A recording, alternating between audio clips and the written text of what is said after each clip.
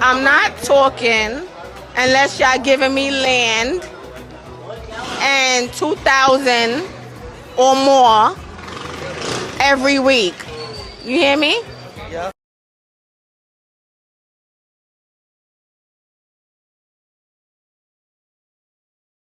Girl, can we gossip?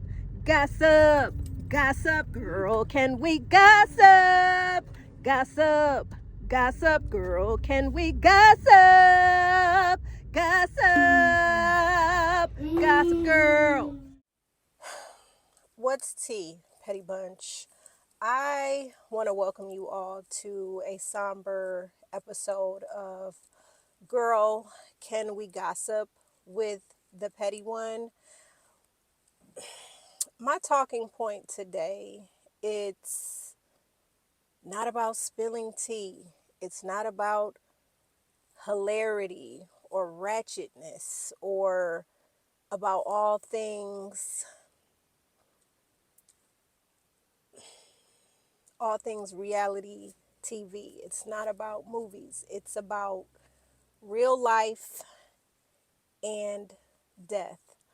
I want to talk about the death of 20-year-old Caleb Wilson. Um, I was going to come with the video when the news broke about this young man's death when it initially happened.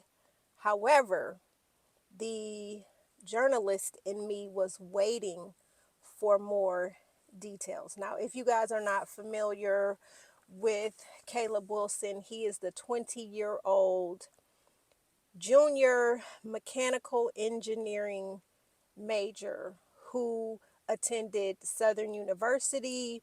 He was also part of Southern's band, which is called the Human Jukebox. Now, last Friday, Caleb Wilson passed away while pledging Omega Psi Phi Fraternity Incorporated. The initial reports that we received said that Caleb was standing in line with those of us in the Black Greek community who have pledged. We know what standing in line is. We know that from these reports, they're saying that Caleb was standing in a line with the other pledges, which would be called his line brothers. So he was standing in line with them. They were at Sherwood Forest Community Park where Caleb collapsed and he was rushed to the hospital. He was pronounced dead at 3:15 a.m. Now, we already know that an autopsy is ongoing. We don't really know what happened to, I'm going to say civilians do not know what happened to Caleb Wilson. But if you are a member of the Divine Nine, there is an unspoken sense of you know what the hell happened during a set. And that's all I'm going to say. So I was sitting back and I was waiting. I'm like, okay, he collapsed. My mind already was moving through what I already felt in my gut was some set type of bull mess. So I was just waiting because I'm like, okay, we have these initial reports. This is what we know, da da da da da da da. But there is more to the story. We know there's got to be more to a story because how could a seemingly healthy 20-year-old male just collapse and pass away? So today, news broke from WAFB where sources with knowledge of the investigation into Southern University Caleb Wilson's death told the WAFBI team Tuesday. The story that was initially told to police about Wilson collapsing at a Baton Rouge park was fabricated. It was a lie. And my mind's eye, my gut had already told me that this was most definitely a lie. Sources are saying pledges with Omega Psi Phi were actually at a warehouse in Baton Rouge when Wilson was punched in the chest and collapsed. He was later pronounced dead by doctors at an area hospital. There were 9 people online during this unsanctioned fraternity ritual, and each one was allegedly forced to take blows to the chest, the sources said. When Wilson was hit, sources with knowledge of the events said he reportedly collapsed to the ground and began having a seizure at the warehouse. Wilson, like I said, 20 years old, of Kenner, Louisiana, was a junior.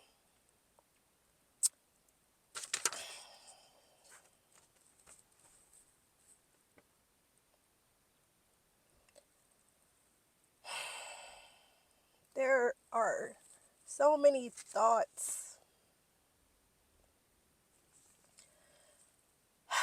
just going through my mind right now. As a parent,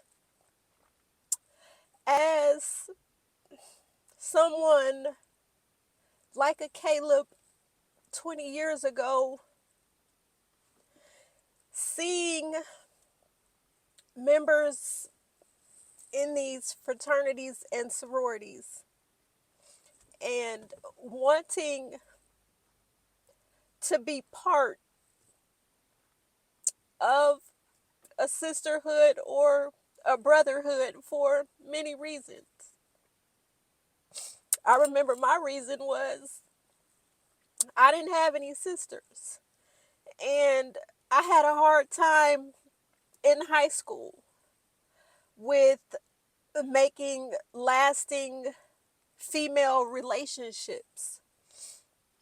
Uh, always had somebody wanting to fight me or jump me because I've always been a black sheep. I've always been the odd woman out, to say the least.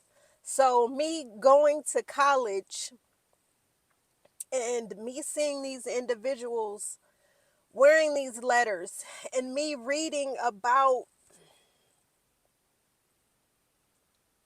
the amazing things that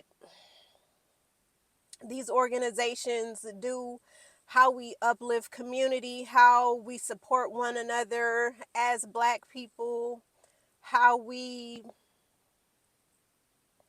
are just a staple in, the black community. So I was like, hell yeah, this is right up my alley. This will give me the opportunity to have sisters. This will give me the opportunity to feel as if I belong somewhere with people who would see me for me and not judge me for that awkward high school girl that I used to be. So I could imagine how Caleb was feeling, wanting to be a part of a brotherhood, wanting to wear those letters proudly on his chest because he was learning about friendship being essential to the soul. but for his life to be taken because he wanted to be a part of a brotherhood. It's like, it's so disgusting. It's disheartening. It's it's crazy to me. And I'm still just wondering why hazing is still happening. And I'm sure when all of our founders came together starting these Black Greek letter organizations, it was because we could not join white fraternities and sororities. We were not allowed to be a part of the brotherhood and sisterhood that they were forming. So we had to form our own. And you mean to tell me that beating someone to death so you could call them brother and say, I love you, is still happening in 2025? I'm almost certain that when this young man's parents sent him off to college, they were expecting their son to return to them being more of a young man than when he left them. They were expecting him to attain his degree. They were expecting him to attain some sense of learning how to be independent and to think for himself, to survive, create his own family, to hell, get married, give them grandchildren. I I know they were not expecting a phone call to tell them that their son has passed away.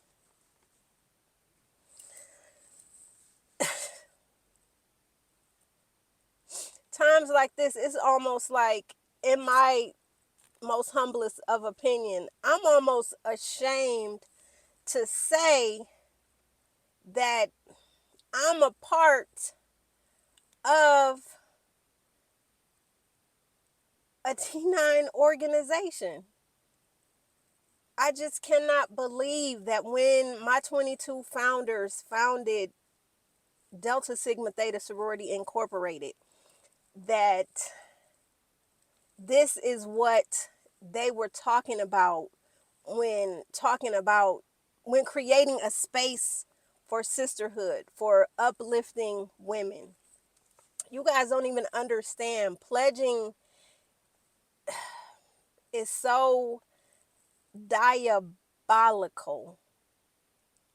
It literally forces you to create trauma bonds with people who essentially want the same thing that it is you want, which is to wear these letters. And it's crazy. The things that hazing constitutes. And I'm not just saying that it's Black Greek letter organizations. Hell, it happens in white fraternities. Y'all have heard the stories about white frat boys pledging, drinking too much alcohol, dying, or just doing some type of stupid shit to show that he's down and that he has what it takes. He's loyal. But I have a question. At what point are you going to allow your loyalty to people you don't know, to an organization, why would you be loyal to those things? And in turn, you're allowing yourself to be humiliated, degraded, talked down on. I mean, it's crazy. It's wild to me. It's just wild. And like I said, Black Greek letter organizations are not the only organizations that haze. Hazing happens in the military. It happens with athletic teams. It happens with the bands. It happens with the military. And it's crazy. So let's talk about hazing. Hazing are activities that humiliate, degrade, abuse, or endanger someone to join or participate in a group. And here's the thing. And I know when these founders created these organizations, there were good intentions to be had. But when did it get to the point where someone felt, okay, I got to make these pledges work for it by any means necessary? When did it get to the point that you had to put another person's life in danger so they could pledge their love, their loyalty, their allegiance and alliance to an organization? Again, I'm sure initiation activities happen in bands, because they do. They happen in the military. Hell, they happen professionally. It happens, but why? Like, what's the reason? You walk away with no respect. Well, I'm gonna say, as a undergrad, maybe a traditional undergrad, you don't walk away feeling those things. You feel like, yeah, I earned my shit. I did this, I did that. I'm not paper. I went through the process. I pledged. I did that. You think that what you actually did has weight, holds weight. For what? For why? For why? So now you guys can imagine, with what has happened to Caleb Wilson, that all membership intake activities have ceased at Southern University until further notice. And that should most definitely happen. It's like, why? Why are we so eager to belong? Why are we so eager to have people who don't give a shit about us? Why do we want them to validate us? And I wish I could have asked my 19, 20-year-old self that. Why do I need these women who clearly don't like me? Why do I need their validation just for them to call me sister? Why? It's crazy to me. It is crazy to me that this 20-year-old man's life was cut short. It's crazy to me that this 20-year-old man's family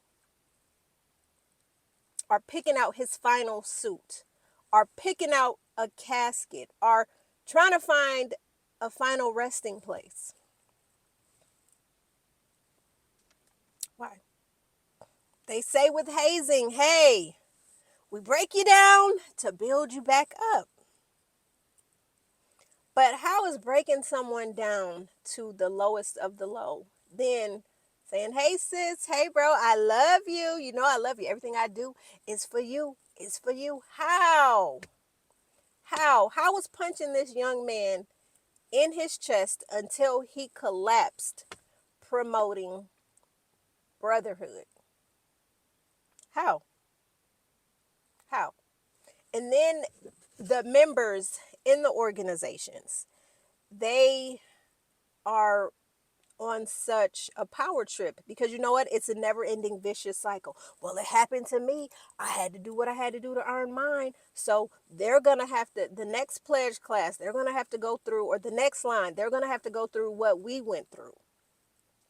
It's like we get on this power trip, this sick power trip where we have to dangle membership and test the loyalty of others to see. I want to be down. Yeah, we want to see what you will do to be down to ensure that you fully belong in this space. Like I said, pledges, I'm quite sure Caleb and his line brothers were placed in compromise. Hell, of course they were placed in a compromising situation. And then for the grown ass men pledging them, you couldn't even admit to your wrongdoing. You had everybody allegedly lie and say this boy died in a park. Excuse me, this young man died in a park when he actually died in a warehouse. Did y'all not think that the cops would confiscate phones, would start questioning, would start putting two and two together? Did y'all not think about that? I just want to know, did anyone, before y'all took these group of 9 men to the warehouse, did anybody have a sinking sick feeling that, yo, bro, I don't think this shit is right? I ain't got a good feeling about this tonight. I really don't. Especially knowing that this had, of course this was going on. This was going on. Them being taken to a warehouse, having late night sets, had been going on. So who knows how many times these young men took these punches to the chest. It was only a matter of time before something gave out in somebody's body. It's crazy. So we know Caleb and his line brothers were undergoing trauma. That report tells us right there. They were placed in a compromising situation, placed in a life death situation. I'm quite sure they were sleep deprived. Sleep deprived. I'm quite sure they did not bathe. I'm quite sure they were walking around campus looking like zombies. I'm sure they had dark circles under their eyes. Quite sure they probably were not eating, so they were probably a tad bit malnourished.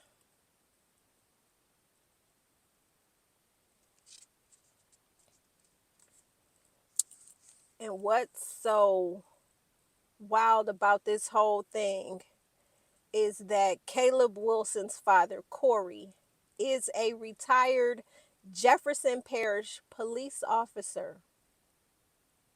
So look at God. Look at God. Justice for Caleb is already in the works. It's already working out in the family's favor. This young man was a member of Pilgrim Baptist Church. He was a son. He was a friend. He was a bandmate. He was a student. I'm sure he was loved by his peers. He was loved by his advisors, his professors.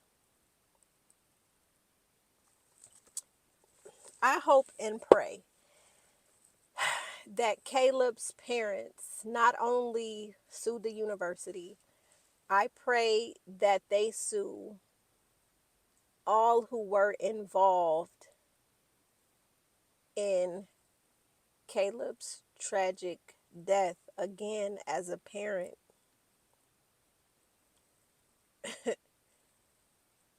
you, in your mind's eye, you are not supposed to outlive your child. Your child is supposed to be the one to bury you. And here we have a family that is forever changed because their son wanted to be a part of a brotherhood. He wanted to be loved by a group of men who did not care about his well-being, who did not care about his mental health, who did not care about his emotional health, who did not care about him as a human being. I pray that justice comes in swiftly. And I'm going to say this, you know what? I even pray for those who were involved. I pray for them too, because you know what? They're gonna need God just as much as Caleb's family. They truly are. They truly are. The charges that they're about to face, the fraternity as a whole, this is not a good look. This ain't a P, this is a PR, this is a PR worst nightmare, to say that your fraternity was involved in the tragic death of an initiate trying to get into the brotherhood. Like I said, to my prayers to the Wilson family. May God grant you all the peace that passes all understanding. And also to Caleb's friends and everybody who knew and loved him. I pray for peace for you all. I pray for justice for Caleb Wilson.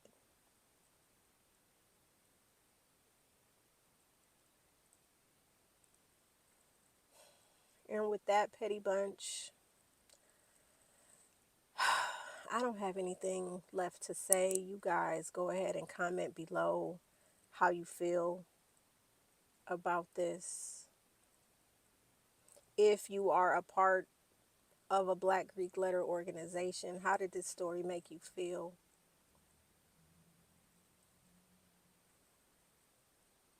And this is crossing season time for some. Well, getting ready to be.